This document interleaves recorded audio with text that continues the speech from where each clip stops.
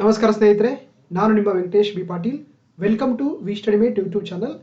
ಯಾರೆಲ್ಲ ನನ್ನ ಚಾನಲ್ನ ಸಬ್ಸ್ಕ್ರೈಬ್ ಮಾಡಿಲ್ವೋ ದಯವಿಟ್ಟು ವಿ ಸ್ಟಡಿ ಮೇಟ್ ಚಾನಲ್ನ ಸಬ್ಸ್ಕ್ರೈಬ್ ಮಾಡಿ, ಹಾಗೆ ಬೆಲ್ ಬಟನ್ ಒತ್ತುವ ಮೂಲಕ ಯಾವತ್ತೂ ಕೂಡ ನನ್ನ ಒಂದು ವಿಡಿಯೋಗಳಿಗೆ ನೋಟಿಫೈ ಆಗಿ. Once again welcome to V study mate. So ಇವತ್ತಿನ ದಿನ ಒಂದು ಹೊಸ ಟಾಪಿಕ್ ಅನ್ನು ನಿಮ್ಮ ಮುಂದೆ ಪ್ರಸ್ತುತಪಡಿಸ್ತಾ ಇದ್ದೀನಿ. ಅದು ಕನ್ನಡ ಸಾಹಿತ್ಯ ಸಮ್ಮೇಳನ ಅಂತ. ಓಕೆ, ಅಂದರೆ ಕನ್ನಡ ಭಾಷೆ ಒಂದು ಸಾಹಿತ್ಯಕ್ಕಾಗಿ ನಡೆಯುವಂಥ ಒಂದು ಸಮ್ಮೇಳನ ಇರುತ್ತಲ್ಲ, ಅದು ಕನ್ನಡ ಸಾಹಿತ್ಯ ಸಮ್ಮೇಳನ ಆಗಿದೆ. ಹಾಗಾಗಿ 2021ರಲ್ಲಿ ಕೂಡ ನಮ್ಮ ರಾಜ್ಯದಲ್ಲಿ 86ನೇ ಕನ್ನಡ ಸಾಹಿತ್ಯ ಸಮ್ಮೇಳನ ಆಗ್ತಾ ಇದೆ. ಸೊ ಹಾಗಾಗಿ ನಿಮಗೆ ಎಕ್ಸಾಮ್ ಪಾಯಿಂಟ್ ಆಫ್ ವ್ಯೂ ಈ ಒಂದು ಟಾಪಿಕ್ ನಿಮಗೆ ತುಂಬಾ important. Once again welcome to V study mate. ನಾನು ವೆಂಕಟೇಶ್ ಬಿ ಪಾಟೀಲ್ ಅಂತ. ಓಕೆನಾ? ಹಾಗಾದ್ರೆ ಏನಿದು ಕನ್ನಡ ಸಾಹಿತ್ಯ ಸಮ್ಮೇಳನ ಅಂದ್ರೆ, ಆಕ್ಚುಲಿ ಈ ಕನ್ನಡ ಸಾಹಿತ್ಯ ಸಮ್ಮೇಳನವನ್ನ ನಡೆಸುವಂತ ಒಂದು ಸಂಸ್ಥೆ ಇದೆ, ಅದು ಕನ್ನಡ ಸಾಹಿತ್ಯ ಪರಿಷತ್ತು. ಓಕೆನಾ? ಏನ್ ಮಾಡುತ್ತೆ, ಪ್ರತಿ ವರ್ಷ ಈ ಒಂದು ಕನ್ನಡ ಸಾಹಿತ್ಯ ಸಮ್ಮೇಳನವನ್ನು ನಡೆಸುವಂತ ಸಂಸ್ಥೆ ಯಾವುದಂದ್ರೆ ಕನ್ನಡ ಸಾಹಿತ್ಯ ಪರಿಷತ್. ಏನ್ ಮಾಡುತ್ತೆ, ಪ್ರತಿ ವರ್ಷ ಈ ಒಂದು ಕನ್ನಡ ಸಾಹಿತ್ಯ ಸಮ್ಮೇಳನವನ್ನು ನಡೆಸುತ್ತೆ. ಹಾಗಾಗಿ ಈ ಕನ್ನಡ ಸಾಹಿತ್ಯ ಪರಿಷತ್ ಏನಂದ್ರೆ 1915ರಿಂದ ಪ್ರತಿ ವರ್ಷ ಅಂದ್ರೆ ಈ ಒಂದು ಸಮ್ಮೇಳನವನ್ನ ಏರ್ಪಡಿಸ್ತಾ ಇದೆ. ಇದರ ಮುಖ್ಯ ಉದ್ದೇಶ ಅಂದ್ರೆ ಕರ್ನಾಟಕದ ಮೂಲೆಗಳಲ್ಲಿ ಕನ್ನಡ ಸಾಹಿತ್ಯವನ್ನ ಪಸರಿಸುವಂತದ್ದು ಇದರ ಮುಖ್ಯ ಉದ್ದೇಶ ಆಗಿರುತ್ತೆ. ಜೊತೆಗೆ ಕನ್ನಡದಲ್ಲಿ ಯಾರು ಅತ್ಯುನ್ನತ ಸಾಧನೆಯನ್ನು ಮಾಡಿರ್ತಾರೆ ಅಂತವ್ರಿಗೆ ಅಂದ್ರೆ ಈ ಸಮ್ಮೇಳನದ ಅಧ್ಯಕ್ಷತೆ ವಹಿಸಿದ್ರೆ ಅವರ ಮೂಲಕ ಕನ್ನಡ ಸಾಹಿತ್ಯವನ್ನ ಪಸರಿಸುವಂತ ಕೆಲಸ ಮಾಡುತ್ತೆ ಈ ಒಂದು ಕನ್ನಡ ಸಾಹಿತ್ಯ ಸಮ್ಮೇಳನದ ಮುಖ್ಯ ಉದ್ದೇಶ ಆಗಿರುತ್ತೆ. ಓಕೆನಾ? ಹಾಗೆ ಈ ಕನ್ನಡ ಸಾಹಿತ್ಯ ಸಮ್ಮೇಳನ ಇದೆಯಲ್ಲ, ಇದು ಪ್ರತಿ ವರ್ಷಕ್ಕೊಮ್ಮೆ ನಡೆಯುವಂತ. ಓಕೆ, ಪ್ರತಿ ವರ್ಷ ಅಂದ್ರೆ ಈ ಒಂದು ಇವೆಂಟ್ಸ್ ಗಳನ್ನ ಅಥವಾ ಸಮ್ಮೇಳನವನ್ನ ಏರ್ಪಡಿಸ್ತಾರೆ, ಅದು ಕರ್ನಾಟಕ ರಾಜ್ಯದ ವಿವಿಧ ಮೂಲೆಗಳಲ್ಲಿ. ಸೊ ಹಾಗಾಗಿ ಫಸ್ಟ್ ಒನ್ ನಡೆದು 1915ರಿಂದ ಆಗಿದೆ. ಸೊ ಹಾಗಾಗಿ 2020ರಲ್ಲಿ ಆಗಿತ್ತು 85ನೇ ಕನ್ನಡ ಸಾಹಿತ್ಯ ಸಮ್ಮೇಳನ. ಓಕೆನಾ? ಸೊ ಹಾಗಾಗಿ ಜಸ್ಟ್ ಅ ಮಿನಿಟ್. ಸೊ 85ನೇದಾಗಿ ಎಲ್ಲಿ ಆಗಿತ್ತು, ಅದು ಗುಲ್ಬರ್ಗದಲ್ಲಾಗಿತ್ತು ಅಥವಾ ಕಲಬುರಗಿದಲ್ಲಾಗಿತ್ತು. ಹಾಗಾಗಿ 86ನೇ ಸಾಹಿತ್ಯ ಸಮ್ಮೇಳನ ಆಗ್ತಾ ಇದೆ, ಸೊ ಹಾವೇರಿಲಿ ಆಗ್ತಾ ಇದೆ.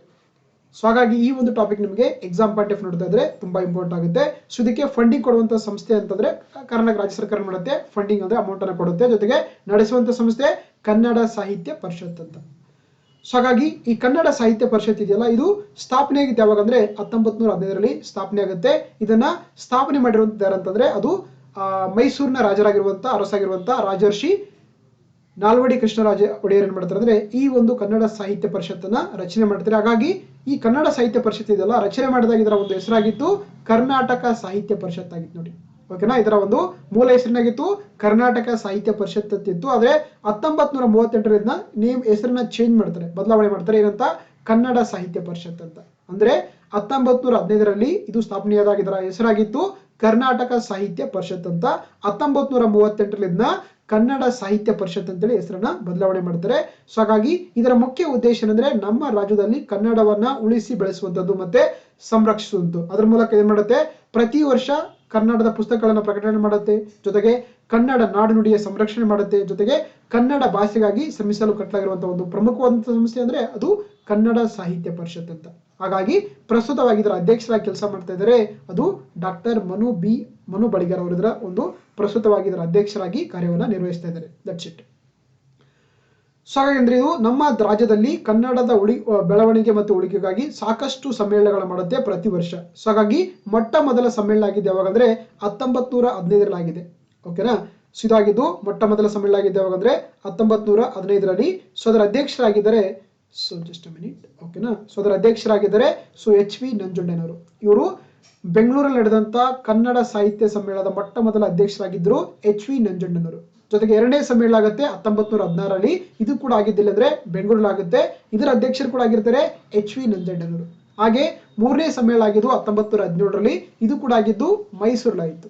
ಓಕೆನಾ? ಇದು ಮೂರನೇ ಸಮ್ಮೇಳನ ಆಗಿದ್ದು ಮೈಸೂರಲ್ಲಾಗಿದೆ. ಇದರ ಅಧ್ಯಕ್ಷರು ಕೂಡ ಆಗಿದ್ರು ಎಚ್ ವಿ ನಂಜುಂಡಯ್ಯನವರು. ಹಾಗಾಗಿ ಗೊತ್ತಿರಲಿ, ಮೊದಲ 3 ಕನ್ನಡ ಸಾಹಿತ್ಯ ಸಮ್ಮೇಳನ ಅಧ್ಯಕ್ಷರಾಗಿರೋದು ಎಚ್ ವಿ ನಂಜುಂಡಯ್ಯನವರಾಗಿರ್ತಾರೆ. ಓಕೆನಾ? ಸೊ ಅದೇ ರೀತಿ ಸಾಕಷ್ಟು ಜನ ನೋಡಿ 18ನೇ ಸಮ್ಮೇಳನದ ಅಧ್ಯಕ್ಷರಾಗಿದ್ರು 1932ರಲ್ಲಿ ನಡೆಯುತ್ತೆ.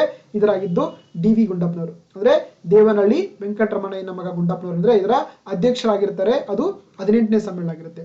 ಅದೇ ರೀತಿ 20ನೇ ಸಮ್ಮೇಳನಕ್ಕೆ 1934ರಲ್ಲಿ ನಡೆಯುತ್ತೆ. ಇದರ ಅಧ್ಯಕ್ಷರಾಗಿದ್ರು ಪಂಚಮಂಗೇಶ್ ಅವರು. ಇದು ನಡೆದಿದ್ದು ರಾಯಚೂರಲ್ಲಿ ನಡೆಯುತ್ತೆ. ಓಕೆನಾ? ಸೊ ಹಾಗಾಗಿ ಪ್ರತಿ ವರ್ಷ ಅಂದ್ರೆ ಈ ಒಂದು ಸಮ್ಮೇಳನವನ್ನು ಮಾಡ್ತಿರ್ತಾರೆ ಒಬ್ಬ ವಿಶಿಷ್ಟ ಕನ್ನಡದ ಸಾಧಕನನ್ನ ಅಧ್ಯಕ್ಷರ ಮಾಡಿಕೊಂಡು. ಸೊ ಹಾಗೆ ನೋಡಿ, ಇದರಲ್ಲಿ ಕೂಡ ಸಾಕಷ್ಟು ಧಾರವಾಡದಲ್ಲಿ ಚಂದ್ರಶೇಖರ್ ಶಾಸ್ತ್ರಿ ಆಗಿರ್ತಾರೆ. ಅದೇ ರೀತಿ 1943ರಲ್ಲಿ ನಡೆದಂತ ಶಿವಮೊಗ್ಗದ ಸಮ್ಮೇಳನದಲ್ಲಿ ದ.ರಾ. ಬೇಂದ್ರೆ ಕೂಡ ಇದರ ಅಧ್ಯಕ್ಷರಾಗಿರ್ತಾರೆ. ಸೊ ಹಾಗಾಗಿ ಇದೇ ತರ ಅಂದ್ರೆ ಡಿಫ್ರೆಂಟ್ ಕನ್ನಡ ಸಾಹಿತಿಗಳು ಅಂದ್ರೆ ಇದರ ಅಧ್ಯಕ್ಷತೆಯನ್ನ ವಹಿಸ್ತಿರ್ತಾರೆ. ಆದ್ರೆ ನಮಗೆ 48ನೇ ತುಂಬಾ ಇಂಪಾರ್ಟೆಂಟ್ ಆಗುತ್ತೆ. ಓಕೆನಾ? 48ನೇ ಕನ್ನಡ ಸಾಹಿತ್ಯ ಸಮ್ಮೇಳನ ನಡೆದದ್ದು 1974 ನಡೆಯುತ್ತೆ. ಇದಕ್ಕೇಂದ್ರೆ ಮೊಟ್ಟ ಮೊದಲ ಬಾರಿಗೆ ಮಹಿಳೆಯನ್ನ ಅಧ್ಯಕ್ಷ ಮಾಡ್ತಾರೆ, ಅದು ಜಯದೇವಿ ತಾಯಿ ಲಿಗಾಡಿ ಅವರು. ಓಕೆನಾ. ಸೊ ಜಯದೇವಿ ತಾಯಿ ಲಿಗಾಡಿ ಅಂದ್ರೆ ಇವರು ಕನ್ನಡ ಸಾಹಿತ್ಯ ಸಮ್ಮೇಳನದ ಮೊಟ್ಟ ಮೊದಲ ಮಹಿಳಾ ಅಧ್ಯಕ್ಷರಾಗಿ ಆಯ್ಕೆ ಆಗ್ತಾರೆ. ಅದು ಮಂಡ್ಯದಲ್ಲಾಗುತ್ತೆ. 48ನೇ ಕನ್ನಡ ಸಾಹಿತ್ಯ ಸಮ್ಮೇಳನ ಅದು ಆಗಿದ್ದು 1974ರಲ್ಲಿ. ಇದು ನಿಮಗೆ ಎಕ್ಸಾಮ್ ಪಾಯಿಂಟ್ ಆಫ್ ತುಂಬಾ important. Okay, Jayadevi Tai Ligade become the first chairman of the Kannada Sahitya ಸಮ್ಮೇಳನದ ಮೊದಲ ಮಹಿಳಾ ಅಧ್ಯಕ್ಷರಾಗಿ ಆಯ್ಕೆ ಆಗ್ತಾರೆ ಅಂತ. ಓಕೆನಾ. ಸೊ ಹಾಗೆ ಕೂಡ ಅಂದ್ರೆ ಪ್ರಸ್ತುತವಾಗಿ ನಮ್ಮ ರಾಜ್ಯದಲ್ಲಿ ಅಂದ್ರೆ ನಡೀತಿರೋದು 86ನೇ ಸಮ್ಮೇಳನ ಆಗಿರುವಂತದ್ದು ಕನ್ನಡ ಸಾಹಿತ್ಯ ಸಮ್ಮೇಳನ. ಇದರ ಅಧ್ಯಕ್ಷರಾಗಿ ಯಾರು ಆಯ್ಕೆ ಆಗಿದ್ದಾರೆ ಅಂದ್ರೆ ದೊಡ್ಡರಂಗೇಗೌಡ ಅವರು. ಡಾಕ್ಟರ್ ದೊಡ್ಡರಂಗೇಗೌಡ ಅವರು ಏನಂದ್ರೆ ಪ್ರಸ್ತುತವಾಗಿ 86ನೇ ಕನ್ನಡ ಸಾಹಿತ್ಯ ಸಮ್ಮೇಳನ ಆಗ್ತಿರೋದು ಹಾವೇರಿಲಿ ಆಗ್ತಾ ಇದೆ, ಈ ಫೆಬ್ರವರಿ ತಿಂಗಳಲ್ಲಿ ಆಗ್ತಾ ಇದೆ. ಸೊ ಇದರ ನಿಯೋಜಿತ ಅಧ್ಯಕ್ಷರಾಗಿ ಕಾರ್ಯ ಮಾಡ್ತಿರೋದಾರೆ ಅಂತಂದ್ರೆ ಅದು ದೊಡ್ಡರಂಗೇಗೌಡ ಅವರು. ಸೊ ಹಾಗಾಗಿ ಇದಕ್ಕಿಂತ ಮುಂಚೆ ಅಂದ್ರೆ 85ನೇ ಕನ್ನಡ ಸಾಹಿತ್ಯ ಸಮ್ಮೇಳನ ನಡೆದದ್ದು 2020ರಲ್ಲಿ. ಇದು ಆಗಿದ್ದು ಕಲಬುರಗಿಯಲ್ಲಿ ಆಗಿತ್ತು. ಇದರ ಅಧ್ಯಕ್ಷರಾಗಿದ್ರು HS ವೆಂಕಟೇಶ್ ಮೂರ್ತಿ ಅವರು. ಅದೇ ರೀತಿ 2019 ನಡೆದಂತ 84ನೇ ಕನ್ನಡ ಸಾಹಿತ್ಯ ಸಮ್ಮೇಳನ ನಡೆದಿತ್ತು ಧಾರವಾಡದಲ್ಲಿ. ಇದರ ಅಧ್ಯಕ್ಷರಾಗಿದ್ರು ಚಂದ್ರಶೇಖರ್ ಕಂಬಾರ್ ಅವರು. ಇವರು ಕೂಡ ಜ್ಞಾನಪೀಠ ಪ್ರಶಸ್ತಿ ವಿಜೇತರಾಗಿದ್ದಾರೆ. ಸೊ ಹಾಗಾಗಿ ಪ್ರಸ್ತುತವಾಗಿ ಅಂದ್ರೆ 2021ರಲ್ಲಿ ನಡೀತಿರುವಂತಹ 86ನೇ ಕನ್ನಡ ಸಾಹಿತ್ಯ ಸಮ್ಮೇಳನದ ನಡೀತಿರೋದು ಹಾವೇರಿಯಲ್ಲಿ. ಇದರ ಅಧ್ಯಕ್ಷರಾಗಿದ್ದಾರೆ ಡಾಕ್ಟರ್ ದೊಡ್ಡರಂಗೇಗೌಡ ಅವರು. ಹಾಗಾಗಿ ಅವರ ಕುರಿತು ನಿಮಗೆ ಕೆಲವೊಂದ್ಸಲ ಪ್ರಶ್ನೆ ಕೇಳಬಹುದು. ಸೊ ಹಾಗಾಗಿ ಅವರ ಕುರಿತು ನೋಡ್ತಾ ಹೋಗೋಣ. ಸೊ ಇಲ್ಲಿ ಕಾಣಿಸ್ತಾ ಇದಾರಲ್ಲ, ಇವರೇ ಕನ್ನಡದ ಖ್ಯಾತ ಚಿತ್ರ ಸಾಹಿತ್ಯ ಅಂತ ಕೂಡ ಕರೀತಾರೆ, ಅವರೇ ದೊಡ್ಡರಂಗೇಗೌಡ ಅವರು. ಇವರು 86ನೇ ಅಖಿಲ ಭಾರತ ಕನ್ನಡ ಸಾಹಿತ್ಯ ಸಮ್ಮೇಳನದ ಅಧ್ಯಕ್ಷರಾಗಿ ಆಯ್ಕೆಯಾಗಿದ್ದಾರೆ. ಇವರು ಸಾಕಷ್ಟು ಕ್ಷೇತ್ರಗಳು ಹಿರಿಯ ಸಾಹಿತಿಗಳು ಹೌದು, ಲೇಖಕರು ಆಗಿದ್ದಾರೆ, ಜೊತೆಗೆ ಪದ್ಮಶ್ರೀ ಪ್ರಶಸ್ತಿ ಕೂಡ ಆಗಿ ಪಡೆದಂತವರು, ಜೊತೆಗೆ ಕನ್ನಡದ ಒಬ್ಬ ಚಿತ್ರ ಸಾಹಿತಿಯೇ ಕೂಡ ಸಾಕಷ್ಟು ಹೆಸರನ್ನ ಮಾಡಿದ್ದು ಡಾಕ್ಟರ್ ದೊಡ್ಡರಂಗೇಗೌಡ ಅವರು. ಸೊ ಹಾಗಾಗಿ ಅವರ ಕುರಿತು ನೋಡೋದಾದ್ರೆ ಇವರು ಮೂಲತಃ ಏನಂದ್ರೆ ತುಮಕೂರಿನವರು. ಓಕೆನಾ. ಇವರು ಮೂಲತಃವಾಗಿ ತುಮಕೂರಿನವರು. ಇವರ ಜನನ ಆಗಿದ್ದು 1946 ಫೆಬ್ರವರಿ 2ರಲ್ಲಿ. ಸೊ ಹಾಗೆ ಇವರೊಬ್ಬ ಕನ್ನಡದ ಕವಿಯಾಗಿದ್ದಾರೆ, ಸಾಹಿತಿಯಾಗಿದ್ದಾರೆ, ಪ್ರಾಧ್ಯಾಪಕ ಅಂದ್ರೆ ಲೆಕ್ಚರರ್ ಜೊತೆಗೆ ಚಲನಚಿತ್ರ ಸಾಹಿತ್ಯಗಳಲ್ಲಿ ಸಾಕಷ್ಟು ಹೆಸರನ್ನ ಮಾಡಿದ್ದಾರೆ. ಜೊತೆಗೆ ಇವರು ಡಿಫ್ರೆಂಟ್ ಅಂದ್ರೆ ವಿವಿಧ ಸಾಹಿತ್ಯ ಪ್ರಕಾರಗಳನ್ನು ಸುಮಾರು ಅಂದ್ರೆ 80ಕ್ಕಿಂತ ಹೆಚ್ಚು ಕೃತಿಗಳನ್ನು ಕೂಡ ಇವರು ರಚನೆ ಮಾಡಿದ್ದಾರೆ. ಇದು ಕನ್ನಡಕ್ಕೆ ಸಲ್ಲಿಸಿದಂತ ಒಂದು ದೊಡ್ಡ ಅಮೋಘ ಕೊಡುಗೆ ಅಂತ ಹೇಳ್ಬೋದು. ಜೊತೆಗೆ ಇವರು ಚಲನಚಿತ್ರ ಸಾಹಿತ್ಯದಲ್ಲಿ ಸಾಕಷ್ಟು ಹೆಸರನ್ನ ಮಾಡಿರುವಂತದ್ದು. ಜೊತೆಗೆ ಇವರು ಏನಂದ್ರೆ ಮನುಜ ಎಂಬ ಕಾವ್ಯನಾಮದ ಮೂಲಕ ತಮ್ಮ ಕಾವ್ಯಗಳನ್ನ ಬರೀತಾರೆ. ಓಕೆ, ಫಾರ್ ಎಕ್ಸಾಂಪಲ್ ನಿಮ್ಗೆಲ್ಲ ಗೊತ್ತಿರುತ್ತೆ, ಬಸವಣ್ಣವರಿಗೆ ಕೂಡಲ ಸಂಗಮ ದೇವಂತನಿದೆ ಕಾವ್ಯನಾಮ ಇದೆ, ಅದೇ ವಚನಗಳ ಅಂಕಿತನಾಮ ಇದೆ. ಅದೇ ರೀತಿ ಕುವೆಂಪು ಅವರ ಕಾವ್ಯನಾಮವಾಗಿದೆ. ಸೊ ಕುಪ್ಪಳ್ಳಿ ವೆಂಕಟಪ್ಪನವರ ಒಂದು ಕಾವ್ಯನಾಮವಾಗಿದೆ ಕುವೆಂಪು ಅಂತ. ಅದೇ ರೀತಿ ಬೇಂದ್ರೆ ಈ ತರ ಅಂದ್ರೆ ಇವ್ರಿಗೆ ಕೂಡ ಒಂದು ಕಾವ್ಯನಾಮ ಇಟ್ಟುಕೊಂಡಿದ್ದಾರೆ, ಅದು ಮನುಜ ಅಂತ ಕರೀತಾರೆ. ಮನುಜ ಇದೆಯಲ್ಲ, ಇದು ಡಾಕ್ಟರ್ ದೊಡ್ಡರಂಗೇಗೌಡ ಅವರ ಒಂದು ಕಾವ್ಯನಾಮವಾಗಿದೆ. ಇವರು ಏನಂದ್ರೆ ಇವರ ಸಾಹಿತ್ಯದಲ್ಲಿ ನಾವು ಸಾಕಷ್ಟು ಗ್ರಾಮೀಣ ಸೊಗಡಿನ ಗೀತ ಸಾಹಿತ್ಯವನ್ನು ಸಾಕಷ್ಟು ಕಾಣುತ್ತೇವೆ. ಅಂದ್ರೆ ಗ್ರಾಮೀಣ ಸೊಗಡನ್ನ ತುಂಬಾ ಅಚ್ಚುಕಟ್ಟಾಗಿ ತಮ್ಮ ಸಾಹಿತ್ಯದಲ್ಲಿ ಇವರು ಪ್ರಚುರಪಡಿಸ್ತಾರೆ. ಜೊತೆಗೆ ಇವರನ್ನ ಕನ್ನಡದ ಪ್ರಗಾತಗಳ ಸಾಮ್ರಾಟ ಅಂತ ಕರೀತಾರೆ. ಪ್ರಗಾತ ಅಂದ್ರೆ ಗೊತ್ತಲ್ಲ, ಪ್ರಗಾತ ಅಂದ್ರೆ ಇದು ಒಂದು ಏನಂತಾರೆ ಹಾಡಿನ ನೃತ್ಯದ ಮೂಲಕ ಹಾಡಂತ ಕರಿತೀವಿ ನಾವು. ಅಂದ್ರೆ ಇದು ನೃತ್ಯಕ್ಕೆ ಸಂಬಂಧಪಟ್ಟಂತ ಒಂದು ಸಾಹಿತ್ಯವಾಗಿರುತ್ತೆ, ಅದನ್ನ ಪ್ರಗಾತಗಳಂತ ಕರೀತಾರೆ. ಕನ್ನಡದಲ್ಲಿ ಮೊಟ್ಟ ಮೊದಲ ಬಾರಿಗೆ ಪ್ರಗಾತಗಳ ಬಗ್ಗೆ ಅತ್ಯುನ್ನತವಾಗಿ ರಚನೆ ಮಾಡಿರುವಂತದ್ದು ಅದು ಡಾಕ್ಟರ್ ದೊಡ್ಡರಂಗೇಗೌಡ. ಹಾಗಾಗಿ ಇವರನ್ನ ಕನ್ನಡದ ಪ್ರಗಾತಗಳ ಸಾಮ್ರಾಟ ಎಂದು ಪ್ರಸಿದ್ಧಿಯನ್ನು ಪಡೆದಿರುವಂತದ್ದು ಡಾಕ್ಟರ್ ದೊಡ್ಡರಂಗೇಗೌಡ. ಓಕೆನಾ. ಇನ್ನು ಇವರು 2008ರಿಂದ 2014ರಲ್ಲಿ ನಮ್ಮ ಕರ್ನಾಟಕ ರಾಜ್ಯದ ವಿಧಾನ ಪರಿಷತ್ನ ಸದಸ್ಯರಾಗಿ ಕೂಡ ಕೆಲಸವನ್ನು ಮಾಡಿದ್ದಾರೆ. ಅಂದ್ರೆ ಇವರು ಕೂಡ ರಾಜಕೀಯದಲ್ಲಿ ಕೂಡ ಅಂದ್ರೆ ಕೆಲಸ ಮಾಡಿರುವಂತದ್ದು 2008ರಿಂದ 2014ರವರೆಗೆ ಕರ್ನಾಟಕ ವಿಧಾನ ಪರಿಷತ್ನ ಸದಸ್ಯರಾಗಿ ಕೂಡ ಕೆಲಸ ಮಾಡಿದ್ದಾರೆ. ಜೊತೆಗೆ ಇವರು ಒಬ್ಬ ಆಕ್ಟರ್ ಕೂಡ ಹೌದು. ಅಂದ್ರೆ ಮಾಗಿಯೇ ಕನಸು ಚಿತ್ರದಲ್ಲಿ ಕೂಡ ನಟನೆ ಮಾಡಿದ್ದಾರೆ. ಓಕೆನಾ. ಇವರು ಮಾಗಿಯೇ ಕನಸು ಚಿತ್ರದಲ್ಲಿ ನಟನೆ ಮಾಡಿದ್ದಾರೆ. ಜೊತೆಗೆ 10 ಸಿನಿಮಾಗಳಿಗೆ ಒಂದು ಸಂಭಾಷಣೆ ಡೈಲಾಗ್ ಅನ್ನು ಕೂಡ ಬರೆದಿದ್ದಾರೆ. ಹಾಗೆ ಒಂದು ಚಲನಚಿತ್ರವನ್ನು ಕೂಡ ಇವರು ನಿರ್ದೇಶನ ಮಾಡಿದ್ದಾರೆ. ಜೊತೆಗೆ ಇವರು ಸುಮಾರು 600ಕ್ಕಿಂತ ಹೆಚ್ಚು ಬಹಳ ಅದ್ಭುತವಾದಂತ ಚಲನಚಿತ್ರ ಗೀತೆಗಳನ್ನ ಕೂಡ ರಚನೆ ಮಾಡಿದ್ದಾರೆ. ಜೊತೆಗೆ 100 ಟಿವಿ ಧಾರಾವಾಹಿಗಳಿಗೆ ಅಂದ್ರೆ ಶೀರ್ಷಿಕೆ ಅಂದ್ರೆ ಟೈಟಲ್ ಸಾಂಗ್ಸ್ ಅನ್ನು ಕೂಡ ಬರೆದುಕೊಟ್ಟಿದ್ದಾರೆ. ಇವರು ಸುಮಾರು 50 ಭಾವಗೀತೆಗಳ ಕ್ಯಾಸೆಟ್ಗಳನ್ನು ಕೂಡ ಹೊರತಂದಿರುವಂತದ್ದು.